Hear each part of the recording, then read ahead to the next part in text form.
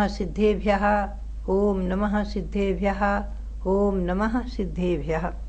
क्षान्तार्यवादि गुणगण सुसाधनम सकललोकहिते हेतुं शुभधाम निधातारम वंदे धर्मम जिनेन्द्रोक्तम। भव्यात्माओं, श्री गौतम गणधर देव, जो कि भगवान महावीर के स्वामी के समसरण में बैठ करके जिन्होंने भगवान की वंदना की है और भगवान की दिव्य ध्वनि को द्वासांग के रूप में गूथा और जिन्होंने भव्यों को जो उपदेश दिया, आज वो परंपरा, वही परंपरा, अनादि परंपरा भगवान ऋषभदेव के शासन से लेकर आज तक की चली आ रही है। श्रावक धर्म मैं आपको गौतम गणधर वाणी में सुनाऊं 11 प्रतिमा। भव्यात्मा, उत्तम सत्य धर्म है। आज ध्यान रखना, पूजा में आप जो करते हैं, पुरानी पूजा और हमारे द्वारा बनाई हुई पूजा, कोई भी पूजा में उत्तम सत्य धर्म को पहले अर्घ चढ़ाया है। और मैंने अनेक ग्रंथों का अवलोकन करके देखा, श्री कुंद देव ने भी अपने 12 भावनाओं में उत्तम सत्य धर्म को, धर्म भावना में उत्तम सत्य धर्म को चौथे नंबर पर लिया है। जो भी हो, आपके यहाँ यदि परंपरा है उत्तम शौच धर्म को पहले करने की तो पहले कर सकते हैं, क्योंकि कहीं कहीं ग्रंथों में पहले चौथे नंबर पर शौच धर्म आया है, फिर सत्य धर्म आया 5वें नंबर पर। कोई बात नहीं, दोनों परंपरा चल रही हैं और दोनों आगम सम्मत हैं। मैं यहाँ आपको आज सत्य धर्म पर ले चलूँगी, उत्तम सत्य धर्म। उसी के अंतर्गत पहले गौतम गणधर वाणी को सुनाऊं। श्रावक धर्म में गौतम स्वामी ने 11 प्रतिमाओं का वर्णन किया है। मैंने इस गौतम गणधर वाणी में 4th अध्याय में 11 प्रतिमाओं का वर्णन लिया है। ये श्रावक प्रतिक्रमण से लिया है। श्रावक प्रतिक्रमण भी श्री गौतम स्वामी यहाँ है। दंसन वै सामाय पोषे सच्चित राय भत्तेयो बंभारंभ परिग्रह अनुमन मुद्दिठ देश विरदोय। दर्शन प्रतिमा, व्रत प्रतिमा, सामायिक प्रतिमा, प्रोसद प्रतिमा, सचित त्याग प्रतिमा, रात्रि भक्ति त्याग प्रतिमा और ब्रह्मचर्य प्रतिमा, आरंभ त्याग प्रतिमा, परिग्रह त्याग प्रतिमा और उद्दिष्ट त्याग प्रतिमा, अनुमति त्याग प्रतिमा और उद्दिष्ट त्याग प्रतिमा। ये 11 प्रतिमाएं हैं। इन्हें कक्षा समझ लीजिए आप, श्रावकों के क्रम से कक्षाएं 11 हैं। अंतिम है उद्दिष्ट त्याग। तो दर्शन प्रतिमा का लक्षण किया है उन्होंने स्वयं गौतम स्वामी ने, जो पंचोदम्बर फल और शब्द व्यसन को त्याग करके सम्यक्त शुद्धमती, सम्यक्त सहित शुद्ध बुद्धि वाला श्रावक दर्शन प्रतिमाधारी होता है। और व्रत प्रतिमा में 5 अनुव्रत, 3 गुणव्रत और 4 शिक्षा व्रत माने हैं। इन 12 व्रतों का पालन करने वाला दूसरी प्रतिमाधारी होता है। तीसरी प्रतिमा में लिया है जिन वयन धम्म चेदीय परमेठी जिनालयाण निचम्पी जम बंधनम त्यालम कीरई सामायिकम तमखु।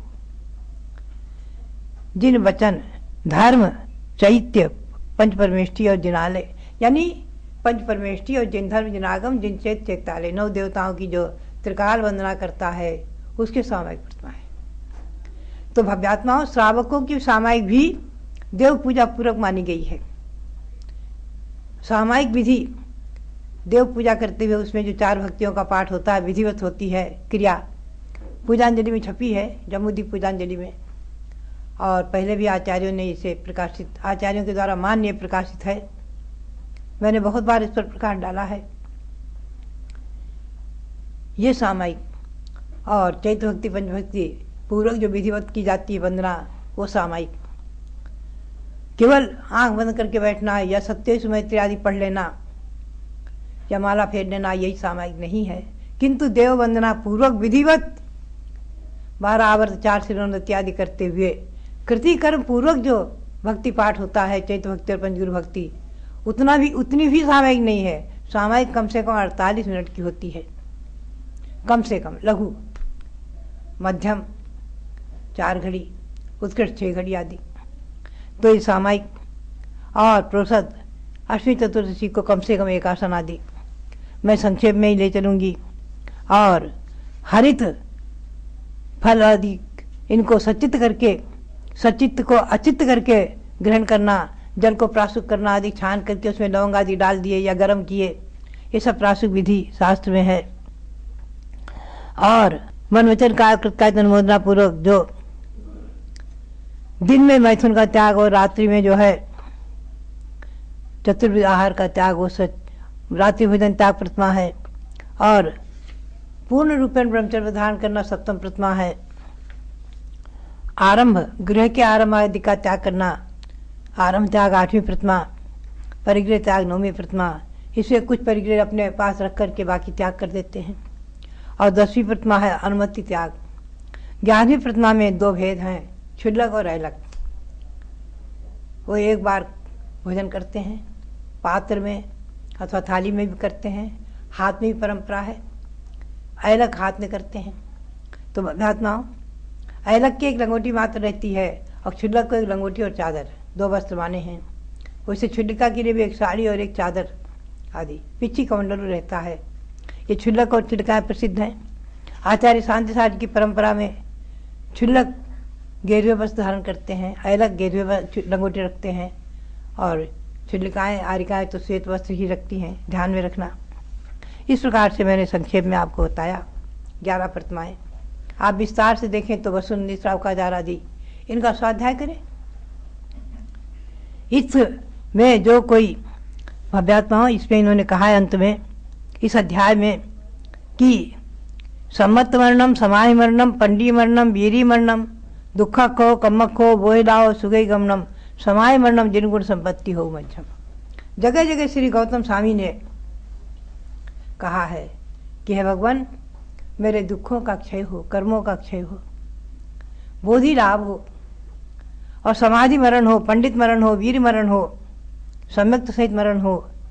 आज संलेखना को जो है संथारा नाम से उसे आत्मघात कह दिया। अरे कोई बात है, आगम के परिप्रेक्ष्य में किसी भी संप्रदाय के विषय में किसी को कुछ बोलना है तो उसके ग्रंथों का अवलोकन अवश्य करना चाहिए, और उनके गुरुओं से, उनके विद्वानों से चर्चा अवश्य करनी चाहिए, समझना अवश्य चाहिए।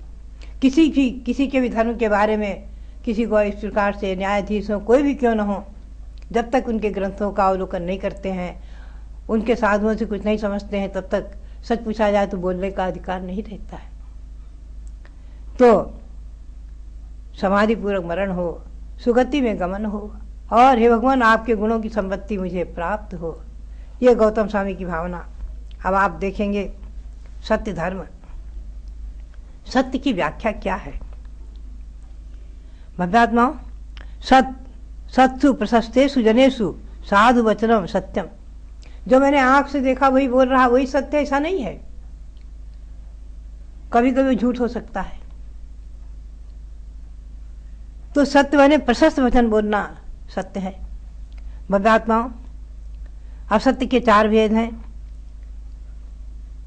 जैसे सुमेरुवादी हैं, उनको नहीं मानना, कोई चीज सामने है उसको नहीं स्वीकारना, आदि अस्तित्व नहीं मानना। भव्यात्मा, असत्य के गर्हित, सावध या प्रिय आदि विभेद है। गर्हित वचन बोलना, सावध वचन बोलना हिंसा आदि के, और अप्रिय वचन बोलना भी असत्य में गर्भित हो जाता है। छेदन भेदन आदि के वचन सब असत्य में शामिल है।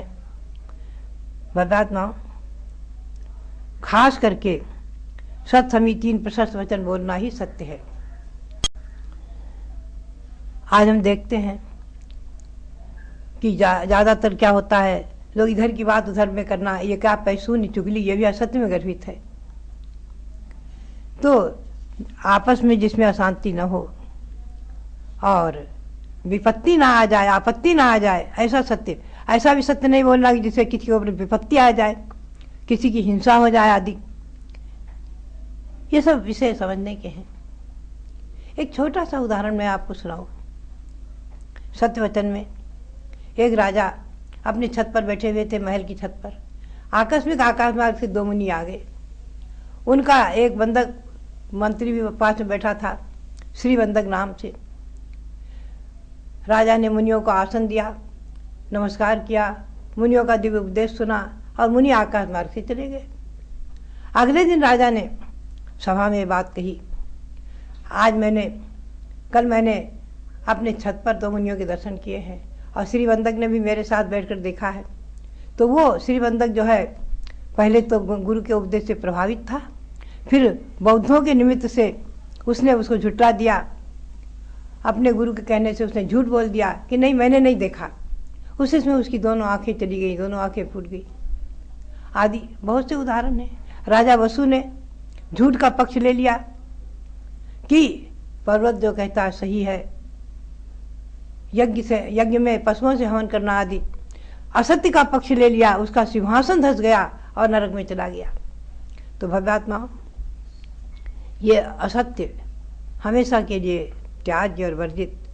मैं आपको भगवान ऋषभदेव के दशावतार में भी ले चलती हूँ। भव्यात्मा, आपने सुना है प्रथम अवतार में, यानी प्रथम भाव 10 भाव पूर्व से आप सुन रहे हैं भगवान ऋषभदेव को। प्रथम महाबल राजा विद्याधर हुए, द्वितीय ललितांग देव, तृतीय जो है वो वज्रजंग, उन्होंने आहार दिया। भव्यात्मा, राजा वज्रजंग और रानी श्रीमती एक दिन अपने महल में सोए हुए थे और किंकरों ने, नौकरों ने खूब धूप का धुआं किया था और खिड़की खोलना भूल गए। तो उन दोनों के दम घुट गए और प्राणांत हो गया।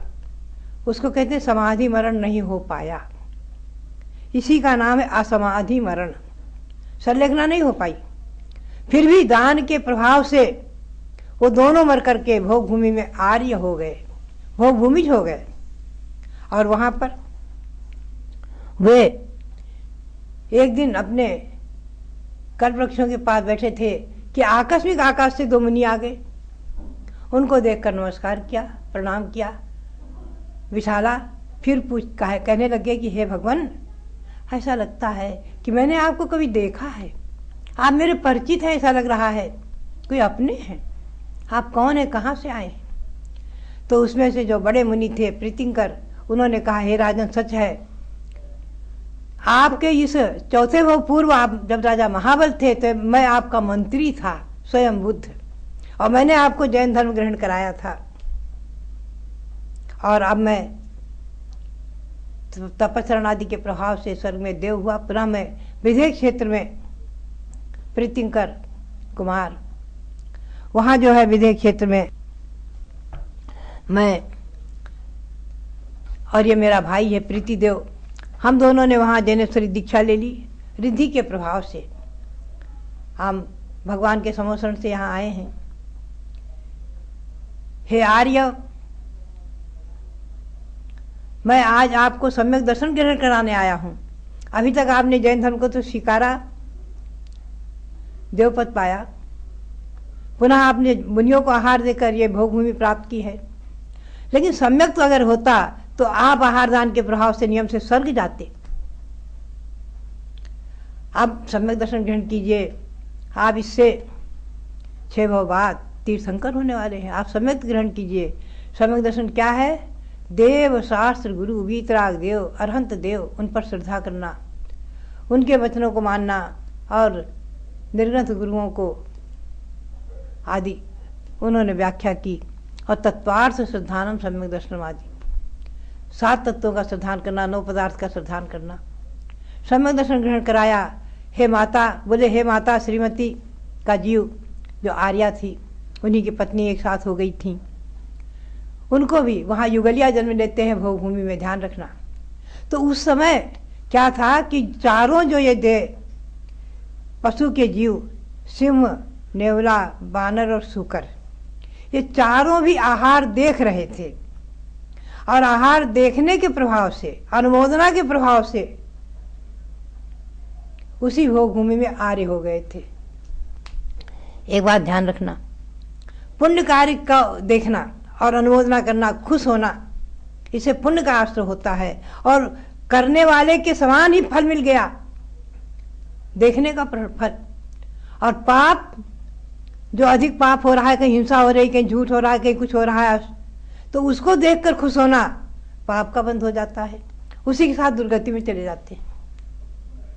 हमेशा ध्यान रखो, कभी भी पाप का न करना, न कराना, न अनुमोदना देना, और पुण्य कार्य को करना, करने वालों को अनुमोदना देना, उसकी प्रशंसा करना आदि। देखिए ये चारों, तो उन चारों ने भी सम्यक दर्शन ग्रहण कर लिया।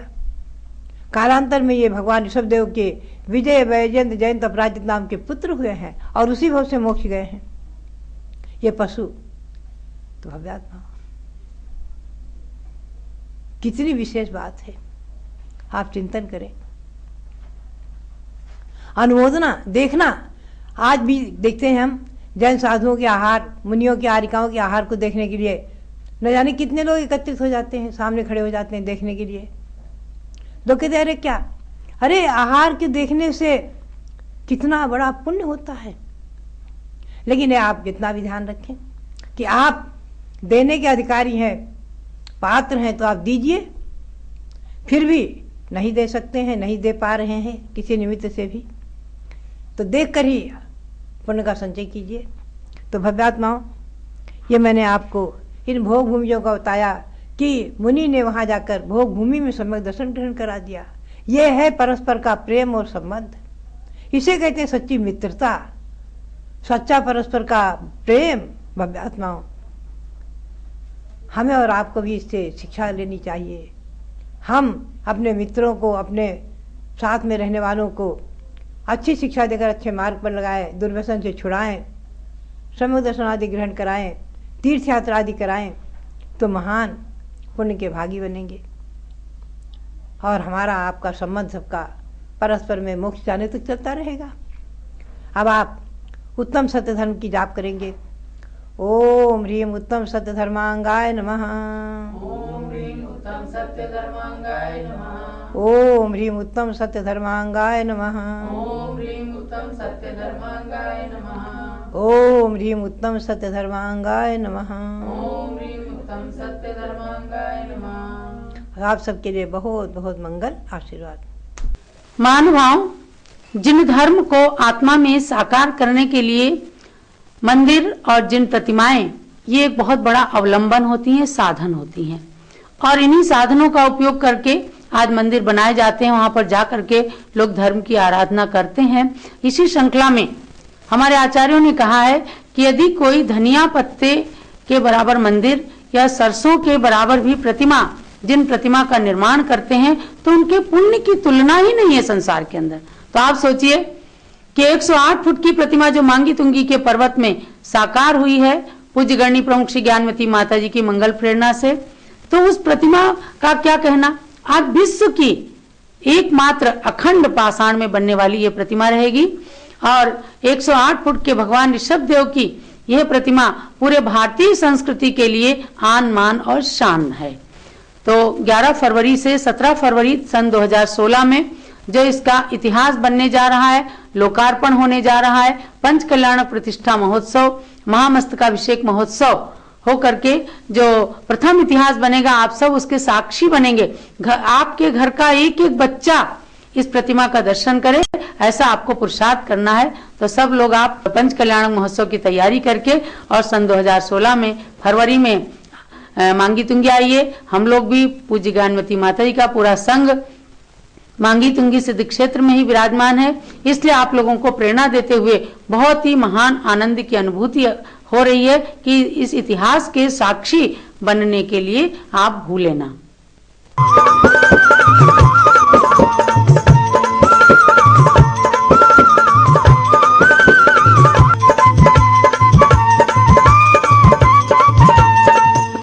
धर्म प्रेमी महानुभाव पूज्य गणनी प्रमुख श्री ज्ञानमती माता जी की आप सबके लिए मंगल प्रेरणा है कि इस वर्ष 10 लक्षण पर्व में 18 सितंबर से 28 सितंबर 2015 तक प्रतिदिन भगवान ऋषभदेव के दशावतारों में से एक एक भव का वाचन एवं पठन पाठन करें।